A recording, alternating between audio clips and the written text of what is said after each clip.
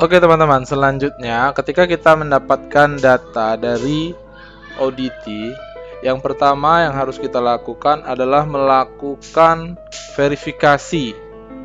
Verifikasi terkait dengan data yang kita peroleh. Verifikasi di sini kita lakukan untuk memastikan bahwa data yang kita peroleh adalah data yang benar-benar akurat, presisi sesuai dengan yang kita butuhkan.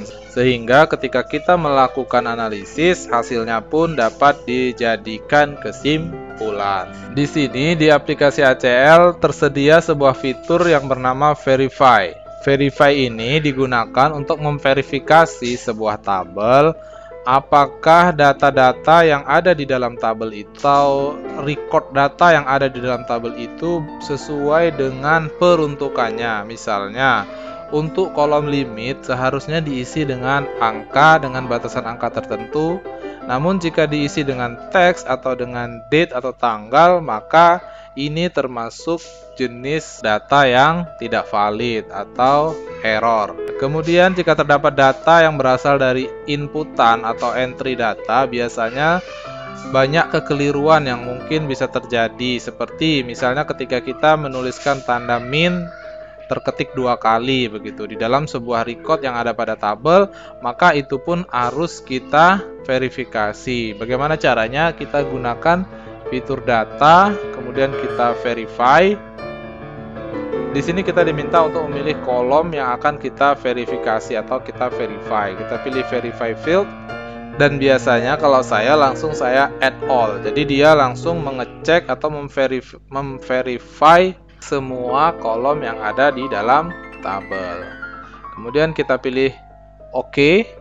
Dan di sini teman-teman ada error limit. Error limit ini ialah suatu batasan error untuk menghentikan pengecekan. Biasanya kalau kita menerima sebuah tabel yang tingkat errornya lebih dari 10 baris, kita langsung kembalikan datanya karena kita akan sia-sia gitu menggunakan data yang banyak errornya. Biasanya kita tetapkan batasan error limit yang bisa kita terima untuk kita lanjutkan pengolahan atau kita kembalikan ke pemilik data. Di sini kita bisa atur error limitnya misalnya 10, maka ketika errornya di atas 10, proses pengecekan verifikasinya akan dihentikan. Kita diminta untuk mengembalikan data yang kita terima ke pemilik data untuk diperbaiki.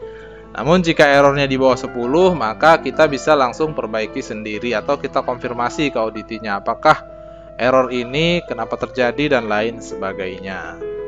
Kemudian di sini juga ada output. Kita bisa tampilkan hasilnya di screen atau kita print atau file.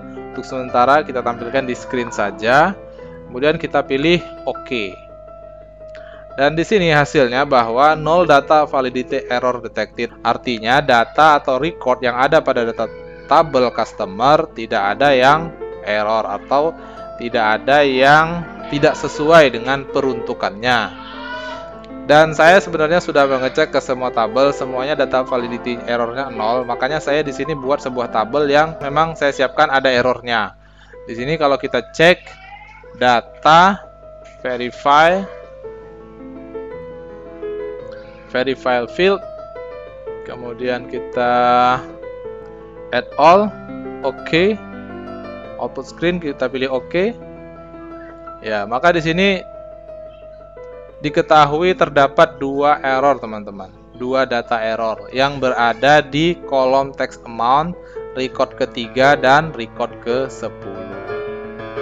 Artinya ada data yang tidak sesuai peruntukannya, misalnya peruntukannya untuk number diisi oleh teks atau peruntukannya untuk date tapi diisi oleh number atau sebaliknya. Oke teman-teman, itu tadi langkah pertama ketika kita menerima data dari auditi, yaitu mengecek atau memverifikasi data yang kita terima.